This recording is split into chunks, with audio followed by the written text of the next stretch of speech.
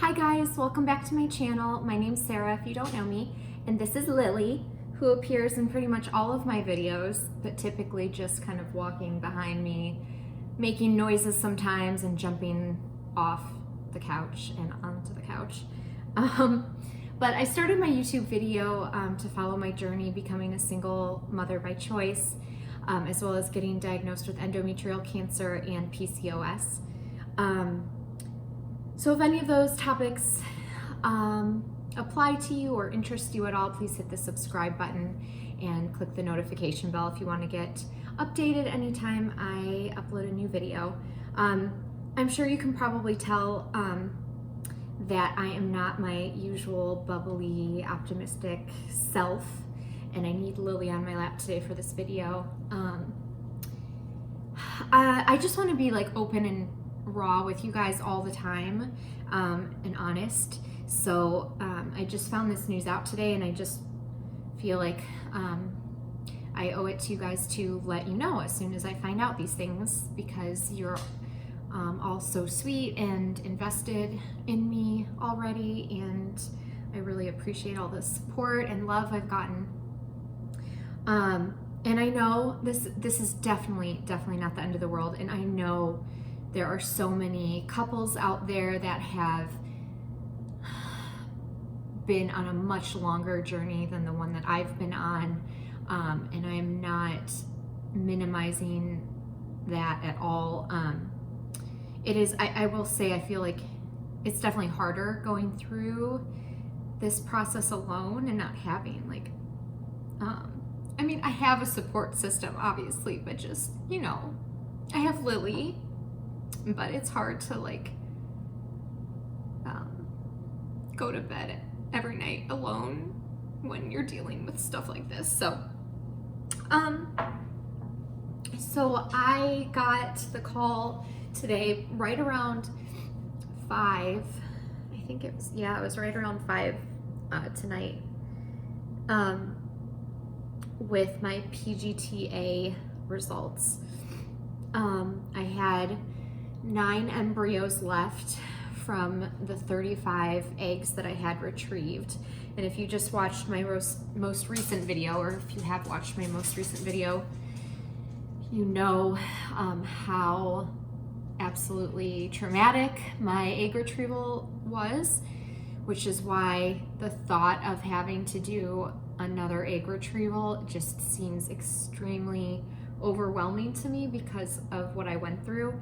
And OHSS, the severe OHSS, which is what I had, is very rare. So I hope I didn't scare anybody with that video. And I know a lot of people have like mild OHSS symptoms. My symptoms were severe. So the thought of going through another egg retrieval, like another cycle, if it were a normal cycle like most people, like I would totally do it. But to chance the extreme pain and everything that I went through, to do that again or go through that again is just really scary for me to think about, which if I had to do it, I would, and I will if I have to. But so okay. So I just figured that after getting 35 eggs that I would have at least a handful of normal embryos from that. You would think, right? You would think 35 eggs would produce at least a few normal embryos. So the call I got today, the embryologist said I only have 1 normal embryo. I have 2 low-level mosaic embryos, but they are whole chromosome mosaic, which I need to do more research on this, but I just wanted to get this video out to you guys tonight. So, and I'm really tired and just like emotionally drained, so I want to go to bed soon. but I'll do some more research on this. I feel like I've seen videos or read things from people saying that they transferred a mosaic embryo and they had a perfectly normal pregnancy and a healthy baby.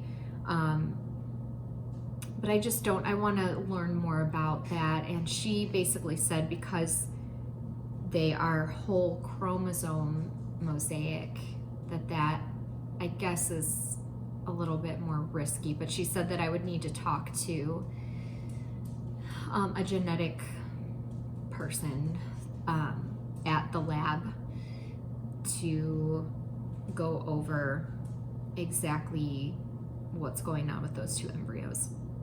So although I am so extremely grateful for my one normal embryo, I have all these fears, like what if this doesn't work? You know, I'll be transferring that embryo, and what if it doesn't implant, or what if I have a miscarriage and then I potentially can't even use my mosaic embryos.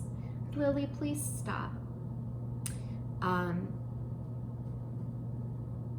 then I'd have to go through another egg retrieval, and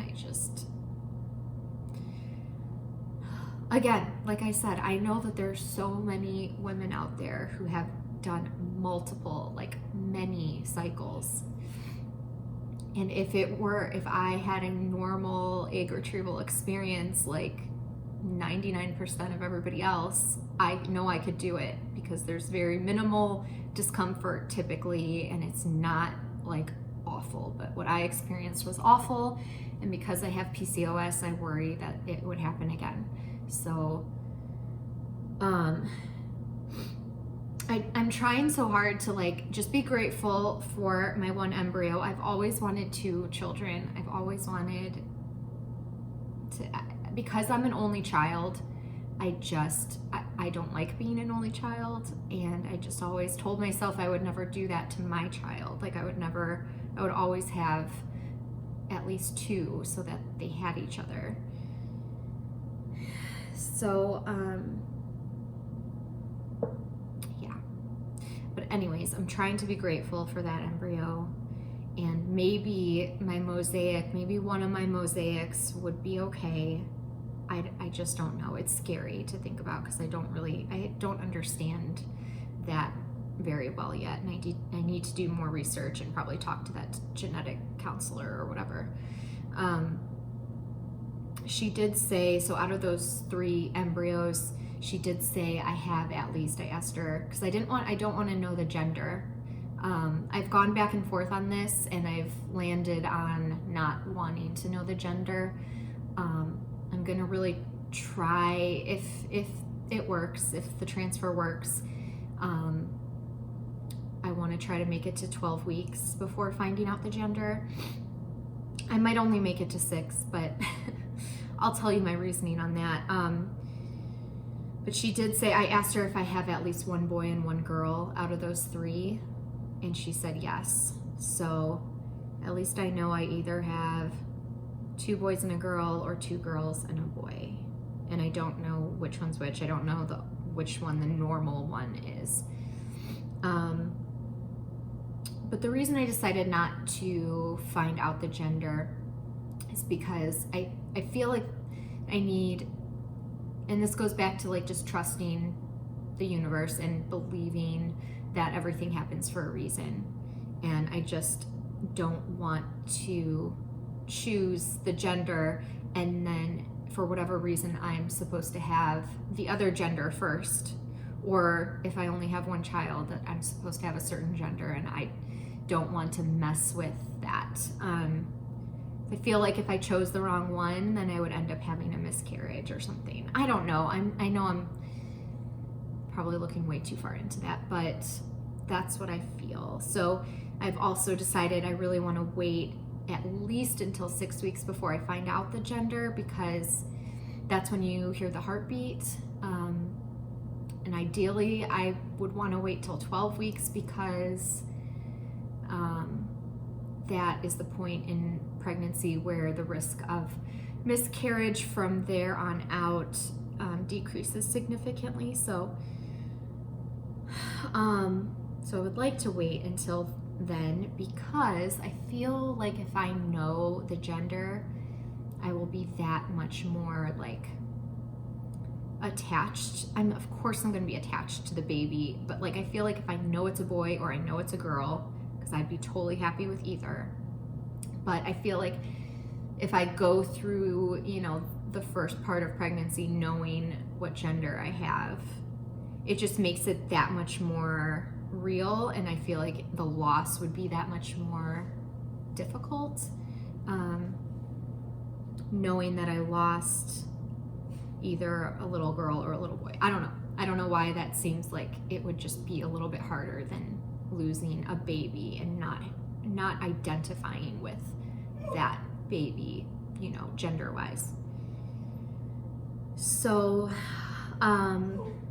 so I just wanted to update you guys on this, and maybe I'll feel better in the morning. I'm just trying to be grateful for that one embryo that I have. That's normal, and maybe I will be able to have another baby with one of the mosaics. I just worry so much that, like, if this first transfer doesn't work, then what do I do? I just need to trust in the universe that everything happens for a reason. I know I need to do that, so that's what I'm gonna do. And I'm sorry for not being as cheerful and bubbly as I usually am. I'm sorry for being emotional, but I just want to be real with you guys. So this is how I'm feeling tonight, and I hope all of you are having a good night, and please be sure to subscribe to my channel. And thank you so much for all of your support. Have a good night or a good day wherever you're from. Thank you.